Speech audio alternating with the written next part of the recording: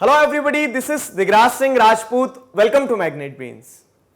इस वीडियो में हम क्या पढ़ने वाले हैं? इस वीडियो में हम पढ़ेंगे क्राफ्ट्स इन टाउन।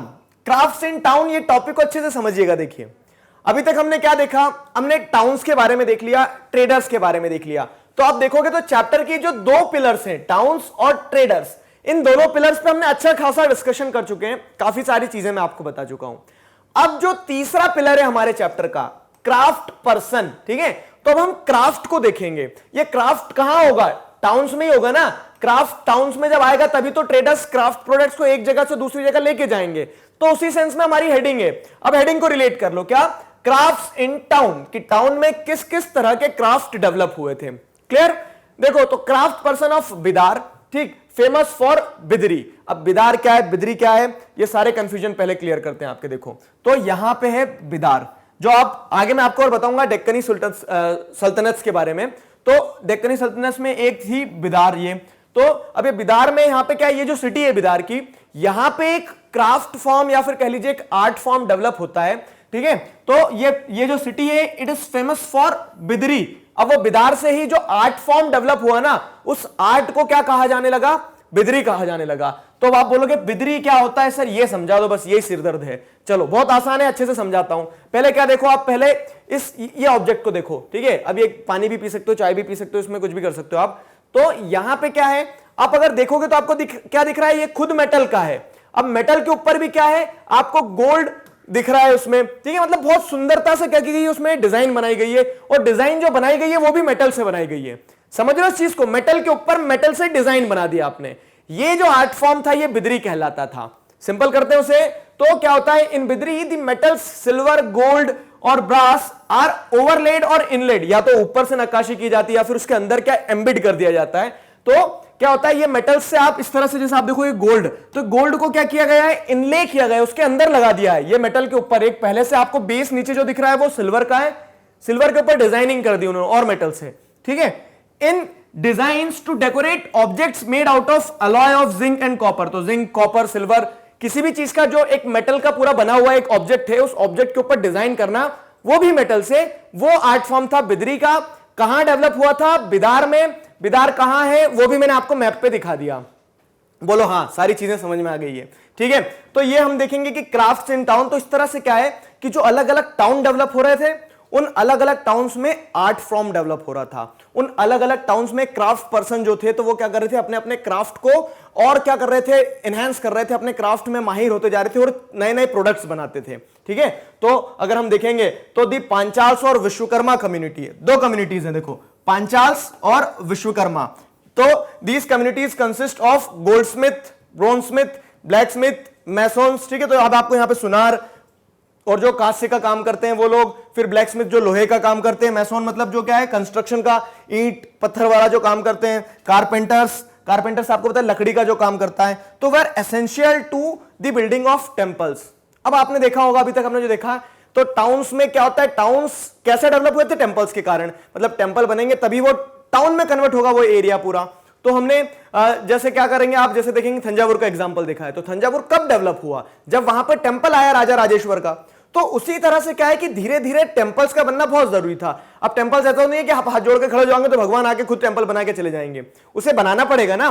बनाएगा कौन? तो कुछ स्पेसिफिक कम्युनिटीज होती थी, जैसे पांचाल्स हो गया, विश्वकर्मा कम्युनिटी हो गई। तो इन कम्युनिटी के लोग, ये कास्ट ग्रुप के लोग जो रहते थे, तो वो एक्सीलेंट स्किल्स रहती थी उनके पास। एक क्राफ्ट रहता था, किसी को सोने का काम करते आता, किसी को लोहे का, किसी को ईंट मिट्टी का काम करते आता है। और वो क्या करते थे? अलग अलग बिल्डिंग्स, टेंपल्स वगैरह जो बनते थे, तो उसमें माहिर होते थे वो लोग, ठीक है? अब जैसे आपने देखा होगा विश्वकर्मा जयंती भी बनाते हैं। और ये कम्युनिटी जो है, जो कास्ट है, तो आप इनका नाम कहां से आया विश्वकर्मा?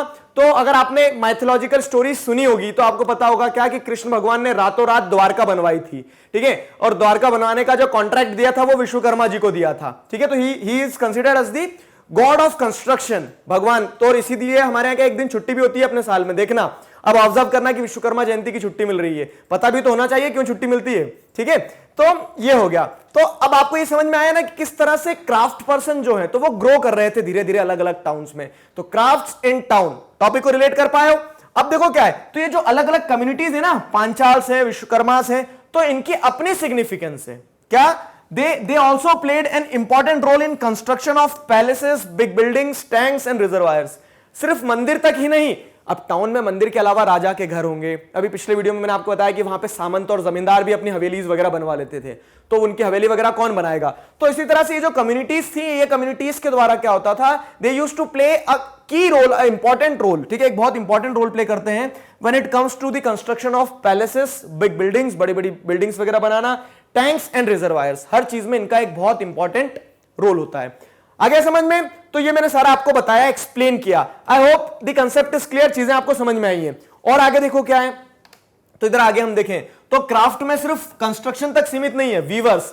वीवर्स मतलब क्या है, अब जो कपड़े बनते थे अलग अलग, अब आपको बताऊं मैं, तो आपने पहले भी देखा होगा, अभी और आगे और चैप्टर में पढ़ेंगे भी हम, क्या कि यहां से जो कपड़ा था, जो टेक्सटाइल प्रोड्यूस होता था, वो क्या किया जाता था, उस टेक्सटाइल को बेचा जाता था वर्ल्ड वाइड, बहुत ज्यादा वैल्यू थी उसकी। अब जब बहुत ज्यादा वैल्यू थी तो हमारे यहाँ वीवर्स की भी कम्युनिटी बहुत इंपॉर्टेंट थी। अगर आप साउथ इंडिया में देखेंगे तो मैंने सलैयार जो थे, सलैयार का नाम हमने आगे भी पढ़ा, साउथ इंडियन कम्युनिटी, चोला एम्पायर में जो वीवर्स थे, ठीक है, तो वीवर्स सच एज सलैयार्स और Kaikolars emerge as prosperous communities making donations to the temples. अब यहां से एक इंपॉर्टेंट एनालिसिस निकालेंगे हम, ठीक है, एनालाइज करेंगे, इसको अच्छे से समझना। क्या बता रहा हूं मैं कि वीवर्स की कम्युनिटी है, मतलब ऐसा नहीं कि इनका कोई सोने चांदी का व्यापार है, वीवर्स हैं, कपड़ा बुनते हैं ये लोग, लेकिन ये इतने प्रॉस्परस कम्युनिटीज थी कि ये डोनेशन करते थे टेंपल्स को, बोलते मंदिर बन रहा है, ये लो पैसे ले जाओ, ब्लैंक चेक दूं क्या, तो उस टाइप से क्या इनके पास में पैसा बहुत होता था। तो क्या एनालाइज करेंगे कि हमारा जो क्राफ्ट था ना, उसकी वैल्यू बहुत थी। अब ये वीवर्स जो हैं जब डोनेट कर रहे हैं तो इनके पास पैसा तो होगा, तय है, ठीक है। तो इस तरह से क्या है कि हमारे क्राफ्ट की वैल्यू बहुत थी, वर्ल्ड वाइड हमारा क्राफ्ट जाना जाता था। ये एग्जांपल्स हैं, ऐसे रिलेट करो, you are required to connect the dots, ठीक है, आपको डॉट्स कनेक्ट करना होगा, हिस्ट्री पढ़ने में तभी मजा आएगा। फाइन, ये सारी चीजें हो रही है। अब देखो क्या है, तो some aspects of cloth making like cotton cleaning, spinning and dyeing became specialized and independent craft. ये क्या है, स्पेशलाइज्ड एंड इंडिपेंडेंट क्राफ्ट, तो ये समझना, ये बता रहे हैं कि हमारा क्राफ्ट किस लेवल पे जा पहुंचा था, ठीक है, कितना अच्छा डेवलप्ड क्राफ्ट फॉर्म था हमारा। कि कुछ ये जो क्लोथ मेकिंग जो प्रोसेस होती ना, तो आप क्या करेंगे, उसमें कॉटन ग्रो करेंगे, कॉटन से धागा बनेगा, धागे से कपड़ा बनेगा, कपड़े पे छपाई होगी, ठीक है, कलरफुल उस पर डाइंग होगी, फिर डाइंग होने के बाद में बिकेगा। तो अब ये क्राफ्ट फॉर्म इतना डेवलप हो गया था, जैसे हम देखेंगे कि कॉटन क्लीनिंग, ठीक है, कॉटन जो बनना है, जो क्या करते हैं आप, जो रुई है ना, तो रुई से आप क्या कर रहे हैं, धागा बनाने के लिए जो कॉटन को साफ कर रहे हैं, तो वो स्पेसिफिक रीजन्स में, जैसे गुजरात और महाराष्ट्र में कॉटन क्लीनिंग जानी जाती थी, ठीक है। फिर अगर आप बात करते हैं क्या है, जैसे यहां पे देख लो आप वीविंग वगैरह की, स्पिनिंग की देख लो कि धागा जो बन रहा है, तो वो धागा कहां है, आप देखोगे चोला एम्पायर में धागे की बहुत ज्यादा वो थी, ठीक है। तो इस तरह से क्या है कि ये जो स्पेशलाइज्ड जैसे आपने सुना बनारसी साड़ी, तो वीविंग क्या है, वो बनारस में फिक्स हो गई, क्या बनारस की साड़ियां स्पेशलाइज्ड हो गई। इंडिपेंडेंट क्राफ्ट मतलब लोग कहीं से धागा ही खरीदेंगे, कॉटन खरीदना है तो वो गुजरात ही जाएंगे या फिर महाराष्ट्र ही जाएंगे। तो इस तरह से हमारा क्राफ्ट फॉर्म जो था वो बहुत ज्यादा डेवलप हो चुका था, पीक पे था। और हम एनालाइज यही करते हैं कि उसकी वैल्यू थी, तभी ये लोग इतने प्रॉस्परस थे, तभी डोनेशन दे पा रहे थे। आया समझ में, सिंपल सी चीज है। अब देखो क्या है, अब ये हमारा टॉपिक तो हो गया कंप्लीट, लेकिन आपको भी एक बॉक्स में एक और डिटेल दी, क्या वो क्या दिए, the changing Fortune of towns. अब ये जो टाउन्स हैं जहां पे क्राफ्ट के कारण वो टाउन इतने ग्रो हो रहे हैं ना, क्योंकि वहां पे क्राफ्ट है, क्योंकि वहां पे आप देख रहे हो लोगों के पास स्किल्स है, तो टाउन्स ग्रो हो रहे हैं। लेकिन over the period of time क्या देखने को मिलेगा, ठीक है, वैसे हम इसको अलग स्पेसिफिक वीडियो में भी डिस्कस कर सकते थे, लेकिन साथ में फ्लो में ले चलो इसे भी। क्या कि जो टाउन्स थे वो हमेशा से ग्रो नहीं करते रहे।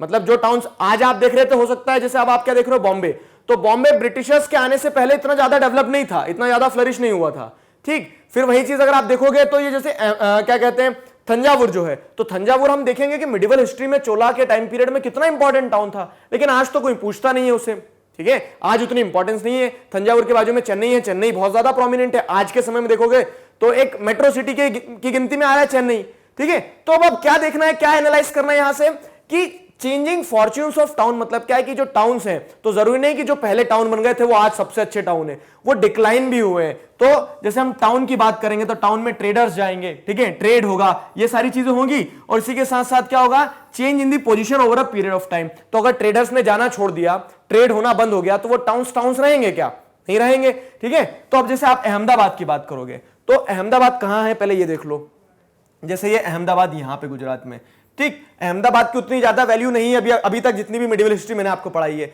लेकिन जब यहां पे धीरे धीरे क्या होगा, वॉल्यूम ऑफ ट्रेड बढ़ना चालू होगा तो अहमदाबाद की पोजीशन इंप्रूव होगी। अहमदाबाद टेक्सटाइल के नाम से जाना जाने लगेगा और आज भी आप देखोगे तो अहमदाबाद एक बड़ी टाउन, एक बड़ी सिटी की तरह इमर्ज होकर आ गया। ठीक है, तो जैसे कुछ चेंजिंग फॉर्च्यून्स ऑफ टाउन में हम ये देखेंगे कुछ टाउन्स ग्रो होते हैं। अब ये जैसे हमें क्राफ्ट का देखा तो एक इमेजेस दिखा देता हूं, अ शॉल बॉर्डर, तो आपको समझ में आएगा हाँ इस तरह से हमारे यहाँ की क्राफ्ट की वैल्यू की जाती थी। जैसे सलियार वीवर का एक हमारे पास में इमेज है।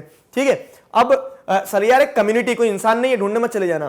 तो अब क्या है, अहमदाबाद। ठीक है, तो अहमदाबाद की जैसे इंपॉर्टेंस ग्रो होती है over the period of time. Thanjavur की अगर आप देखोगे तो तंजावुर इतना इंपॉर्टेंट था, ठीक, चोला एम्पायर के टाइम पे कितना इंपॉर्टेंट था, लेकिन over the period of time उसकी वैल्यू क्या होती है, डिक्लाइन हो जाती है। मतलब तंजावुर की जो इंपॉर्टेंस है वो क्या होता है, उतना इंपॉर्टेंट नहीं बच पाएगा। फिर जैसे आप मुर्शिदाबाद की अगर बात करते हो तो मुर्शिदाबाद क्या है, मुर्शिदाबाद यहां पे अगर आप देखोगे, तंजावुर आपको पता है यहां है ये तंजावुर, मुर्शिदाबाद कहां है, यहां पे बंगाल में। तो पूरा जो बंगाल वाला पार्ट था, ठीक, 1704 में बंगाल का कैपिटल माना जाता था मुर्शिदाबाद को।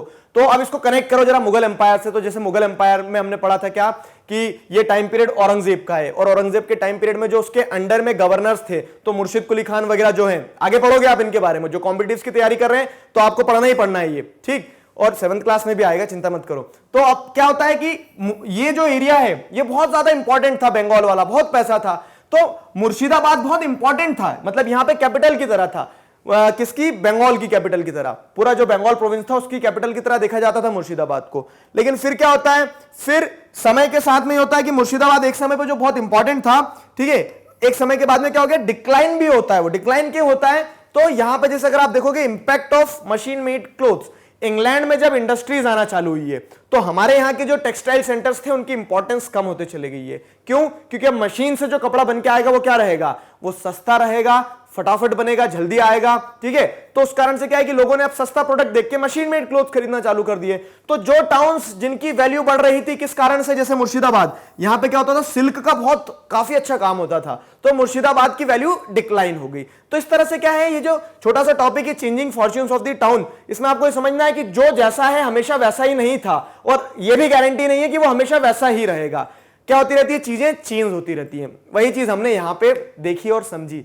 I hope you enjoyed it, सारी चीजें समझ में आई है, क्राफ्ट्स इन टाउन आपको यार टॉपिक समझ में आया है, क्लियर है। नेक्स्ट वीडियो लेक्चर में हम अगला टॉपिक पढ़ने वाले हैं, इसी के साथ हमारा ये वाला टॉपिक कंप्लीट होता है, क्लियर। तो अब हमने तीनों पिलर्स पे लगभग बात कर ली है, टाउन्स पे भी, ट्रेडर्स पे भी, क्राफ्ट पर्सन्स पे भी। अब हम आगे और जो अगले टॉपिक्स हैं आपके, ठीक है, तो अब नेक्स्ट में क्या है, जैसे आप देखेंगे तो अब हम एक क्लोजर लुक लेने वाले हैं 3 सिटीज पे। कौन कौन सी, हम हम्पी के बारे में पढ़ेंगे, मसूलीपट्टनम के बारे में पढ़ेंगे, और हम पढ़ेंगे सूरत के बारे में। ठीक है, तो हम्पी से स्टार्ट करेंगे हम नेक्स्ट वीडियो लेक्चर से, क्लियर है। किसी प्रकार के डाउट है तो feel free to ask in comment section.